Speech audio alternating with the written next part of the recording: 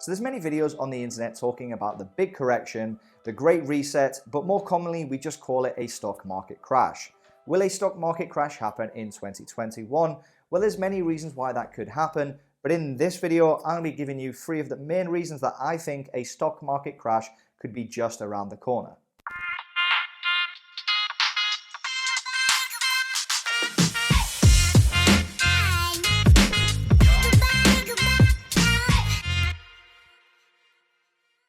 So without further ado, please make sure you have destroyed that like button until it turns blue. If you're new here, subscribe and turn on the bell.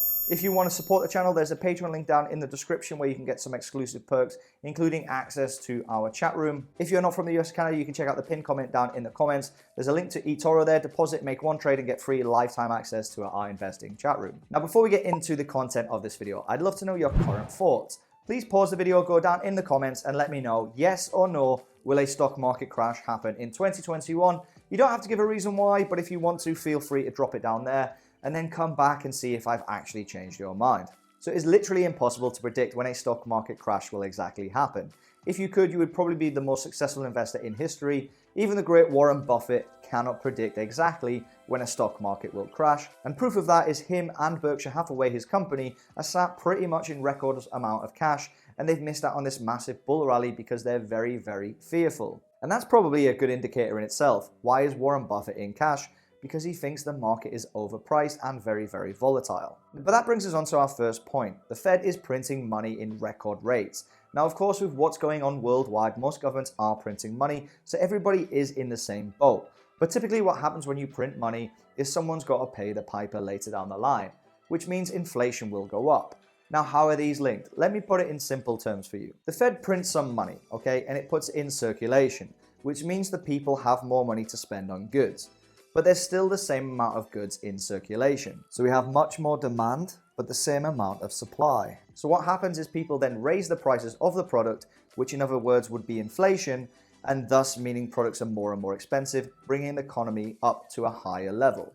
And that's why if you go back in history, a pint is simply more expensive now than it would have been 10 years ago. If you don't know what a pint is, I'm talking about a beer. I know some people in America get it in the liters. Do you call it a pint? Let me know down in the comments. But that's basically how inflation works. But if you get it wrong and you pump too much money into the economy, you can get hyperinflation.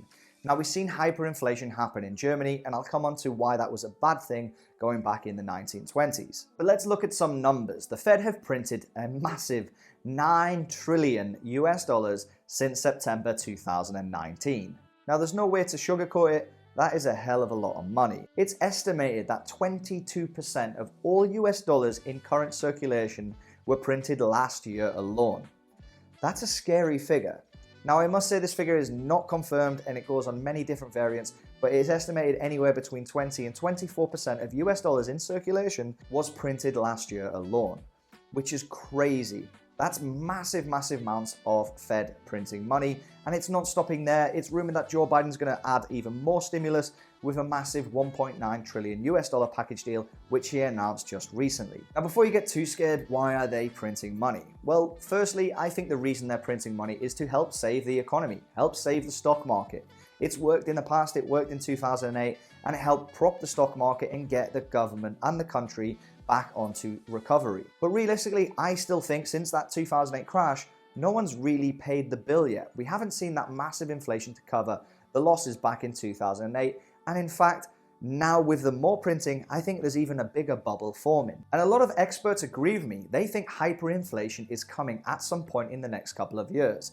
Someone's got to pay the piper and balance the books. In fact, the issue with printing money is it doesn't actually increase the economical output of any given country. All it actually does is just adds more money in circulation in a short period of time, helping prop stocks and certain industries in the meantime. That's all it does. So I hear you already saying hyperinflation comes, then what? Okay, why is hyperinflation such a bad thing? Well, Germany after World War I experienced a massive hyperinflation. And I just want to be clear, I am not comparing the US economy to the German economy after World War I. They're very, very different. But as an example, Germany after World War I had massive bills to pay to the Allied forces and others. And the way they did that, they paid it by printing money. And that meant that Germany then had to have hyperinflation to balance the books, to bring the cost of a dollar back to a relevance that can be used. And it was a hardship because in 1920s, there is many pictures of Germans using building blocks of cash as a toy, even using it as wallpaper, because it was quite simply more expensive to buy wallpaper than it was to cover your room with the bills of the Deutschmark on the walls. It was cheaper to put money on the walls than buy wallpaper. That's how bad it got. There's also stories of people using it to keep themselves warm, and even some stories of people storing it in wheelbarrows and people stealing the wheelbarrows and leaving the cash behind because the wheelbarrows were worth more than the cash. That's just a crazy output. Now, I don't think the US economy is going to be that bad, but it's just an example of how inflation can be a bad thing for an economy. And some even say that because of the depression that Germany was going through at the time, helped rise Adolf Hitler into power. So moving on to number 2 is very simple. Overvalued growth. If we look at the stock market, it's near enough at all-time highs, given when this video comes out. We've seen massive stocks like Tesla, Apple, just continue to make new all-time highs and did a very big recovery after this whole Miley Cyrus virus situation. Now, we know stocks are forward-looking. That's no secret. But quite frankly, we don't know how long this pandemic's going to last. Most people were expecting it to last a couple of months. That turned into a year, and realistically, it's probably going to continue for the rest of this year, if not next year and the year after. We don't quite simply know. And I think the hype has been massively overweighted into stocks. Stocks are all-time highs, and quite frankly, majority of them are not performing as good as what they did in a normal economy, and the stagnant growth will be longer. If we look at airlines, for example, we've seen airlines be very choppy and very bumpy on rumors that the world is going to open, but quite frankly, that's not going to happen anytime soon. And the vaccines are still relatively unknown. We know they help cure people, but we don't know how long that lasts for, and more importantly, does it stop people transmitting? These are all questions that need to be answered. But coming back to stocks being overvalued, quite simply, if you were just entering the stock market at its current price on the usual Apple, Microsoft, dare I say Tesla, you'd be buying the highs of that stock. It could continue going, but a market crash comes, it's going to be a double bloodbath because quite frankly, what goes up must come down at least some amount. Now, reason number 3, in my opinion, is massively overlooked by the world economists worldwide. Unemployment. Now, we all hear the figures, unemployment's high, unemployment's this, unemployment's that, and that's pretty much the end of it. But reality is the government is bailing out people with stimulus checks, companies are getting money, and people are being furloughed and getting grants. That's great.